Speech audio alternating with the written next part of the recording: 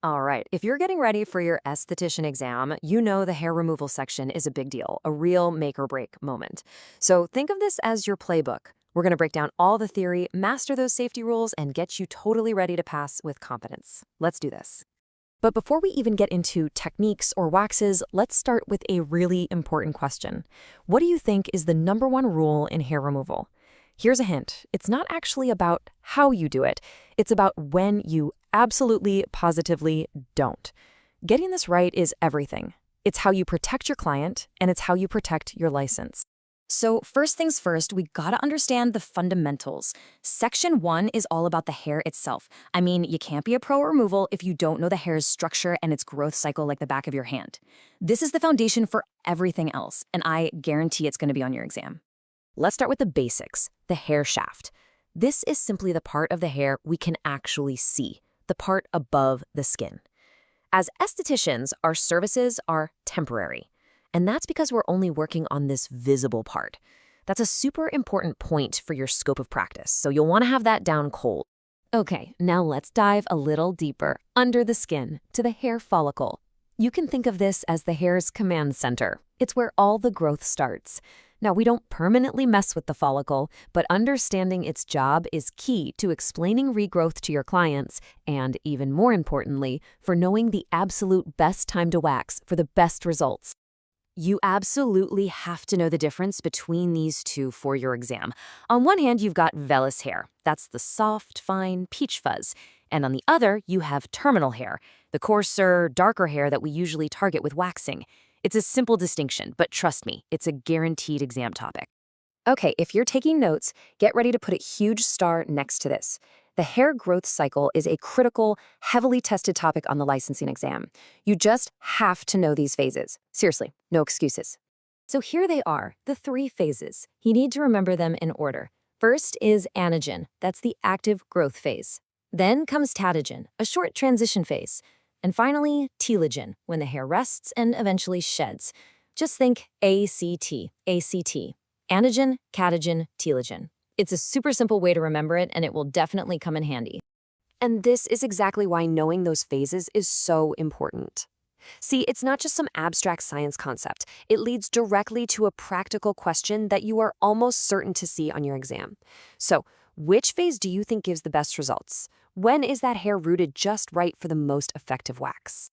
You got it. It's the anagen phase. Because the hair is still attached to its blood supply, to its nutrients, waxing at this stage gives you the cleanest removal and the longest lasting results. It's pretty simple.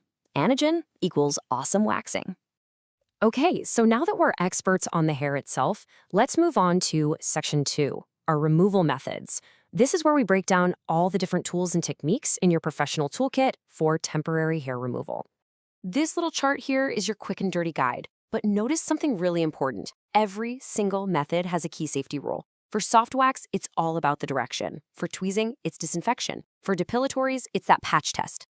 And here's the inside scoop. Your exam is going to focus way more on these safety rules than on the nitty-gritty of the technique itself. And that brings us perfectly to the most important section in this whole playbook, safety. These are not just guidelines, okay? They are unbreakable rules. They protect your client from getting hurt, and they protect you from getting sued. This is what separates a true pro from an amateur. This is your new mantra. I want you to memorize it, live by it. If you have any doubt at all about a client's skin, their medications, their health, the answer is always to just postpone the service. When in doubt, do not wax. This is the very core of being a responsible professional. And these here are the absolute no-goes. Your exam is going to throw scenarios at you involving these contraindications. Client has a sunburn? No wax. Client is using a strong exfoliant like Retin-A? Absolutely no wax. Knowing this list isn't just a good idea, it's essential to keep people safe. Temperature, this is another huge safety point. It is the #1 cause of accidents in the waxing room, period. If the wax is too hot, you can seriously burn a client or lift their skin right off. You have to always test the wax on your own wrist before it ever gets near a client. Okay, here's your 5-step safety checklist, but I want you to pay extra close attention to steps 3 and 4. Apply the wax with the hair growth and pull it off against the hair growth. This directional rule is one of the most common procedural questions on the entire exam. You've got to get it right every single time. And we're on to our final section. We've learned the rules. Now let's learn how to spot the exam traps. These are those tricky questions that are designed to test your attention to detail and, most of all, your commitment to safety. So let's look at a few common ones. So here's a classic exam question. Before you slather a chemical depilatory over a large area, what is the single most important first step you need to take? Think about it. What has to happen before anything else? The correct play is always to perform a patch test. This is totally non-negotiable. It's how you check for an allergic reaction. Skipping this step is a huge safety violation, and it's an automatic fail on this kind of question. Okay, here's a scenario for you. A client comes in with a mild sunburn, but she insists on getting waxed. She's like, "Oh, it's not that bad." What is the only correct and professional thing to do in this situation? The only right answer is to politely but firmly refuse the service. You have to explain that sunburned skin is compromised and waxing it could cause serious damage. Look, a client's wishes never, ever, ever override your professional safety judgment. And for our last little exam trap, let's look at the procedure itself. Out of all the steps we talked about, what do you think is the single most common and the most tested mistake people make during a waxing service? You guessed it, the most common error is getting the direction wrong. It's so simple, but it is so critical. Say it with me. Apply with growth, remove against growth.